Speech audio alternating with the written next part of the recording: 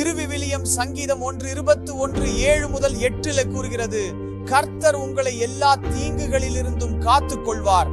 அவர் உங்கள் உயிரை கவனிப்பார். கர்த்தர் உங்கள் வருகையும் போக்கையும் இப்போது என்றும் என்றும் கவனிப்பார். இன்றைக்கு தேவனுடைய ஜனங்களே, நான் உங்களிடம் சொல்ல விரும்புகிறேன், நீங்கள் தேவனுடைய பிள்ளையாக இருக்கும் போது, நீங்கள் தேவனோடு நடக்கும் போது, தேவன் மிகவும் தெளிவாக சொல்கிறார், உங்கள் வாழ்க்கைக்கு எதிராக வரும் எல்லா ஆபத்துகளிலிருந்தும் அல்லது தீங்குகளிலிருந்தும் அவர் உங்களை காத்துக்கொள்வார்.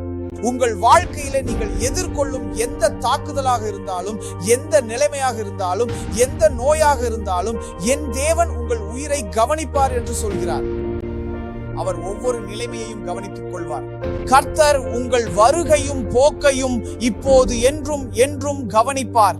நம்ம வாழ்க்கையில வெளியே செல்லும் போது நம்முடைய வாழ்க்கையில பல பிரச்சனைகளை எதிர்கொள்கிறோம். நம்மை எதிர்த்து பல விஷயங்கள் வருவதை நாம் பார்க்கிறோம்.